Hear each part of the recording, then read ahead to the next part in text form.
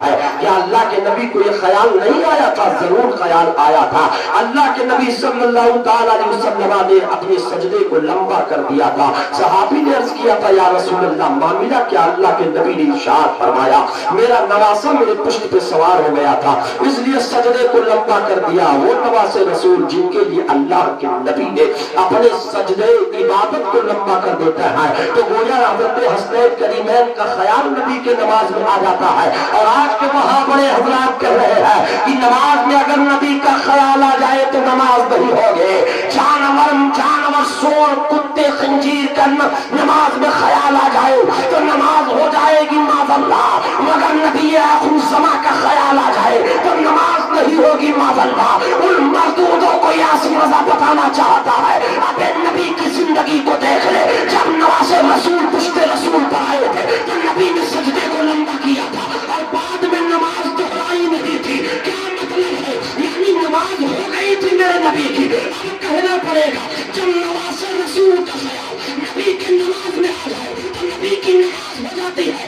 اور امتیوں کی نماز میں اس نبی کا خیال آ جائے تو درجے اعلیٰ نماز ہو جاتی ہے، بلکہ اور اچھی نماز ہو جاتی ہے۔ ارے یہ حسین بھی امتی ہے، جب ایک امتی کا خیال نبی کی نماز میں آ جائے تو نماز دہرائی نہیں جاتی ہے۔ صرف امتیوں کے نماز میں نبی کا خیال آ جائے تو نماز تو اور اچھی ہو جاتی ہے۔ تو کہنا پڑے گا نماز میں اگر نبی کا خیال کیوں نہ آئے صاحب؟ اب تو ایسے حسینی ہے کہ ہماری نماز بغیر حسین کی پوری نہیں ہوتی ہے، چاہے وہ فجر ہو، چاہے وہ ظہر ہو، چاہے وہ عصر ہو، چاہے وہ مغرب ہو، چاہے وہ عشاء ہو، چاہے وہ جمعہ ہو، چاہے وہ عید ہو، چاہے وہ بقرہ عید ہو، چاہے جو نماز ہو، اگر وہ نماز ہو تو نماز حسینی ہے، کیونکہ جس نماز میں تشہد پڑھا جاتا ہے اسی میں آل نبی کو درود پڑھا جاتا ہے۔ کیا بات ہے! آپ ذرا سوچو، آل نبی پر درود پڑھا جاتا اللہم صلی علی وعلی آل محمد۔ کیا مطلب ہے صاحب؟ یہ آل کون ہے؟ یہ آل وہی آل ہے جنہیں خادم جنت کہا جاتا ہے، جنہیں حضرت علی کہا جاتا ہے، جنہیں حضرت حسین کہا جاتا ہے، جنہیں حضرت امام حسن کہا جاتا ہے۔ رات یہ 5 نفوس قدسیہ ہے جنہیں پنجتن کہا جاتا ہے، اور اہل سنت ڈبل پنجتنی ہے۔ ایک پنجتن نبی، علی، فاطمہ، حسن، حسین، اور ایک پنجتن نبی، ابو بکر، حضرت عمر، حضرت عثمان، حضرت علی۔ ڈبل پنجتنی ہے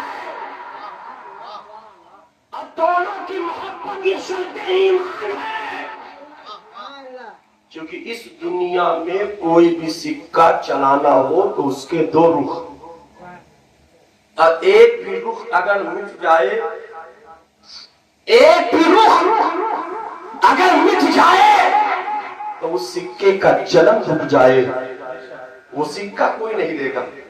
ایک ہوتا ہے سن، ایک ہوتا ہے تن۔ اب کھیلنے والے زیادہ جاتے ہیں سن اور تن، یہ تو کہتے ہیں مت کھیلو یار، حسینی ہو مت کھیلو، کھیلنا ہے تو اسلام کے لیے جان سے کھیلو، کھیلنا ہو تو اسلام کے لیے مال سے کھیلو، قربانی دینی ہے تو اسلام کے لیے دو۔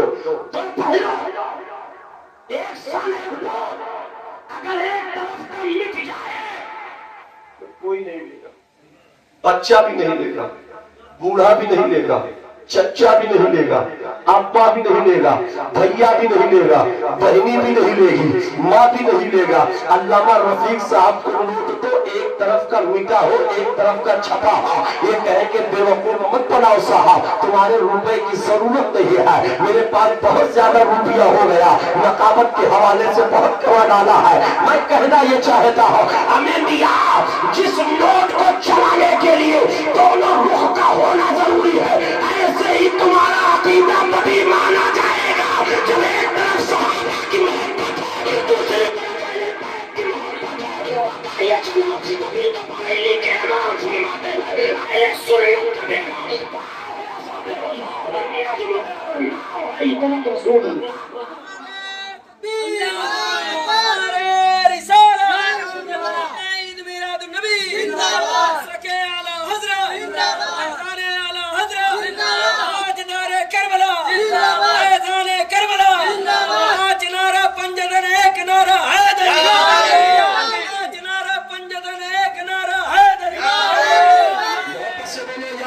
حسن یا حسن یا حسین یا حسن یا حسین. آؤ ذرا میں تھوڑا سا آپ کو لے کر کے چلوں. یہی وہ پنجتن ہے جب نجرانیوں نے دعوت دیا آؤ مباہلہ کرو. اللہ نے ارشاد فرمایا اے نبی لے لو اپنے گھر والوں کو. میرے نبی نے فرمایا اینا علی ابن ابی طالب، اینا فاطمہ، اینا حسن، اینا حسین، سب کو جمع کیا اور جمع کر کے لے کر کے چلے آگے نبی ان کے پیچھے خاتون جنت سیدہ فاطمہ اور ان کے پیچھے حیدر کرار مولائے کائنات اور خاتون جنت کے دائیں طرف حضرت امام حسن، بائیں طرف امام حسین. اور محبت سے بولو، اور محبت سے بولو. واقعہ تو سنتے ہو مگر واقعہ کے ذریعے جو پیغام ملتے اس کو سنو. آگے نبی، پیچھے خاتون جنت، ان کے پیچھے مولا علی، دائیں طرف امام حسن، بائیں طرف امام حسین. اور یہ 5 ملکوں سے کسیاں. نجرانیوں نے دیکھا، کہا خبردار وہ جو نبی ہیں وہ دعا کر دیں گے، دونوں چھوٹے بچے آمین کہہ دیں گے، نسل قیامت تک ہماری نسل نہیں رہ جائے گی، بھاگو. میدان معاہدہ سے ہٹے. غور کیا جب اس پر مولا، یہ انداز چال، آگے نبی، پیچھے بیٹی، ان کے پیچھے حضرت علی، دائیں طرف حسن، بائیں طرف حسین. جبکہ دنیا کا دستور ہے باپ بیٹی چلے تو اگل بگل یا 19-20 کا فرق ہوتا ہے. شوہر بیوی چلے تو ساتھ میں چلے اور بیٹا اماں چلے تو ساتھ میں چلے، مگر یہ ایسا کیوں؟ آواز آئی اور آصف رضا ضیائی سنا فاطمہ الزہرا وہ ہے کہ جن کے نشان قدم کا نچلا پردہ قدم مصطفیٰ ہے اور خاتون جنت کے قدم کے اوپر کا حصے کا پردہ حیدر کرار ہے. اور سنو، اور کیا آواز آئی سنو. خاتون جنت وہ ہے جن کا اگلا پردہ نبوت و رسالت ہے، پچھلا پردہ امامت و ولایت ہے. دایا پردہ بڑا بیٹا ہے اور بایاں پردہ جنتی جوانوں کا سردار ہے. تو خاتون جنت اس ذات کا نام ہے جس کا اگلا پردہ احمد مختار ہے، پچھلا پردہ حیدر کرار ہے، دایا پردہ حسن مصطفیٰ ہے اور بایاں پردہ فاتح کربلا. اور سنو، وہ ہم ہندوستان میں رہتے ہیں، چاچا نہرو کو جانتے ہیں، چوڑی دار پاجامہ بہت مشہور ہے نا. ایک لیسن ہے درجہ 7 میں 6 میں ہے. اندرا گاندھی پڑھتی تھی لندن. کیوں؟ اندرا گاندھی انہوں نے ایک چٹھی لکھی، یہ تازہ مطالعہ دے رہا ہوں. چٹھی لکھی چاچا نہرو لندن سے، کہاں؟ انڈیا. بتایا جائے دنیا میں سب سے اچھی خاتون کون؟ پوری دنیا میں سب سے اچھی عورت کون؟ آج تو نوجوان سے پوچھو تو کہیں گے فلاں ہیروئن ہے. نوجوان سے پوچھو کہیں گے میری والی ہے. نوجوان سے پوچھو کہیں گے نہیں تیری والی ہے. مگر چاچا نہرو نے لکھا تھا بیٹی سب سے اچھی عورت پوری دنیا میں اگر کوئی ہے تو وہ خاتون جنت امام حسنین کی امی جان. اس لیے ایک عورت کے لیے پہلے بچی ہونا ضروری ہے،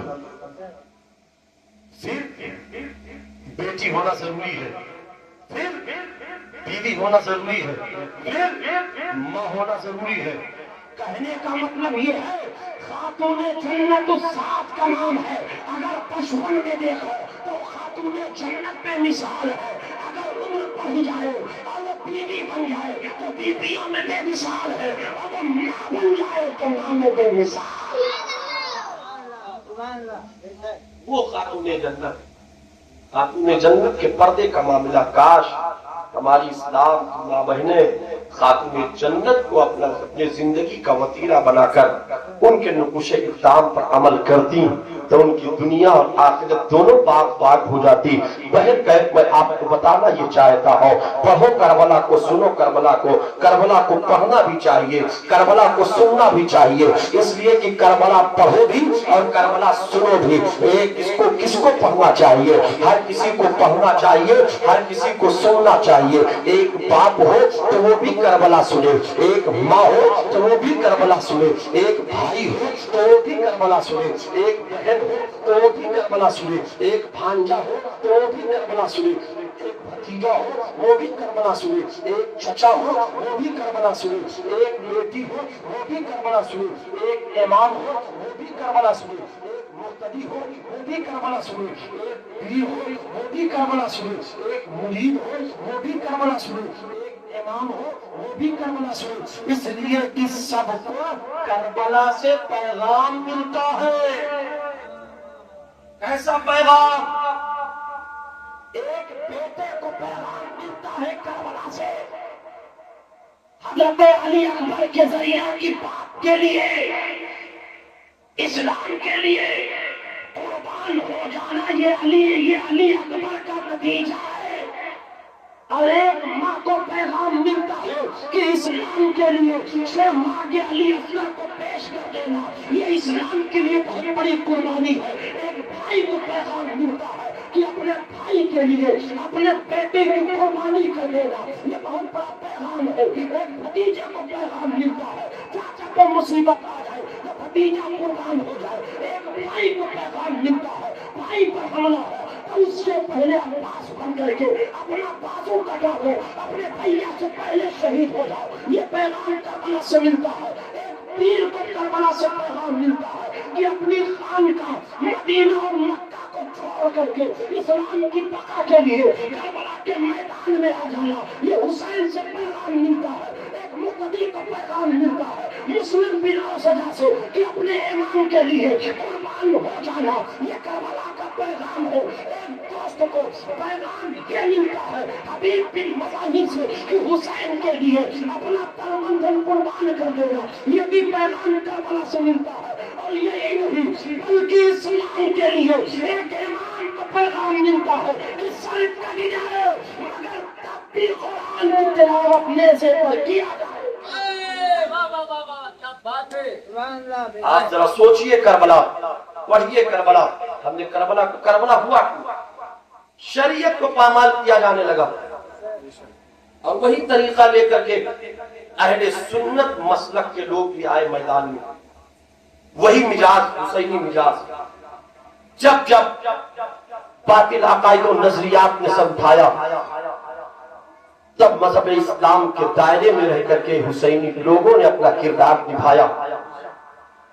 جب یزید اپنے لاہور لشکر کے ذریعے اسلام کی شبیہ کو خراب کرنے کو آمادہ ہوا تو حسین میدان کربلا میں آئے، اور جب ہندوستان میں وہابیت عقائد و نظریات نے سنت مصطفی پر سب خون مارنا شروع کیا تو بریلی کے امام میدان عمل میں آئے، اور جب حکومت و اختیار میں آ کر کے کانگریس پارٹی نے نبی کی سنت پر، نبی کی سنت پر حملہ کرنا شروع کیا